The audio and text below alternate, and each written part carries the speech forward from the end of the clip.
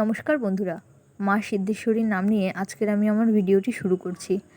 সকাল সকাল স্নান করে নিয়ে রেডি হয়ে গেছি। আজ মায়ের দর্শনে যাব। আজ সারাটা দিন ছিল ঘোর অমাবস্যা, তো পুজো দেওয়ার জন্য আজকের দিনটা ছিল খুবই ভালো। তো চলুন পুরো ভিডিওটা শেষ পর্যন্ত দেখতে থাকুন, মায়ের দর্শন করাবো আপনাদেরকেও।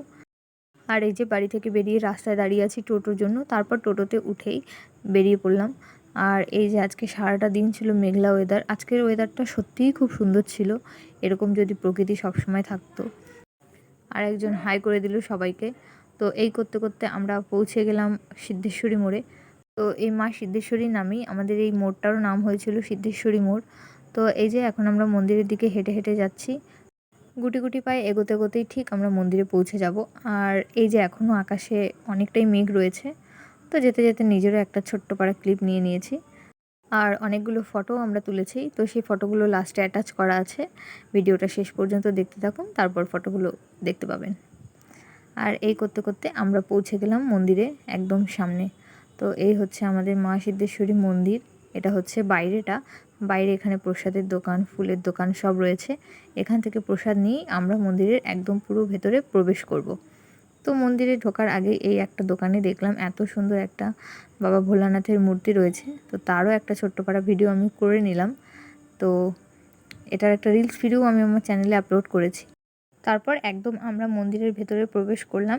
তো পুরো ভিডিওটা দেখুন আর মায়ের কাছ থেকে আশীর্বাদ চেয়ে নেবেন সকলে। আশা করি সবার মনস্কামনা পূর্ণ হবে, কারণ আমাদের এই মা খুবই জাগ্রত।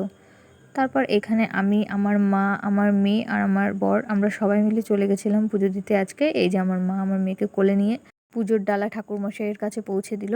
আর একে একে সবার নামে পুজো দিল আমার মা। আর এই হচ্ছে আমাদের মা সিদ্ধেশ্বরী। মায়ের কাছে সবাই আশীর্বাদ চেয়ে নেবেন। আর তারপর মায়ের পুজো দেওয়া হয়ে গেলে আমরা বাইরেটায় চলে এলাম। আর এই হচ্ছে আমাদের মন্দিরের বাইরেটা। তো অবশ্যই সবাই একবার হলেও চেষ্টা করবেন আসার, পুজো দেওয়ার। আশা করি খুব শান্তি পাবেন মনে মনে। তো মায়ের কাছে যা মনস্কামনা করবেন সেটাও আশা করি পূর্ণ হবে আপনাদের।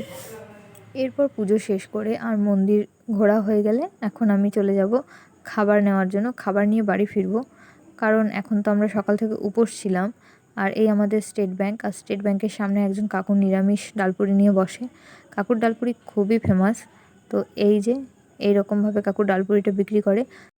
এবার বলি, যারা খুব পরিমাণে হাইজিন মেনটেন করেন অবশ্যই তাদের জন্য এই ডালপুরিটা নয়। এবার আমার ডালপুরিটা নেওয়া হয়ে গেলে টোটো ধরলাম আর বাড়ির দিকে রওনা দিলাম।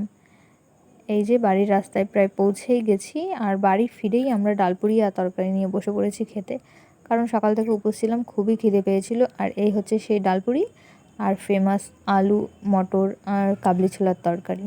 আমার ভিডিওটা শেষ পর্যন্ত দেখার জন্য আপনাদের সকলকে অনেক অনেক ধন্যবাদ।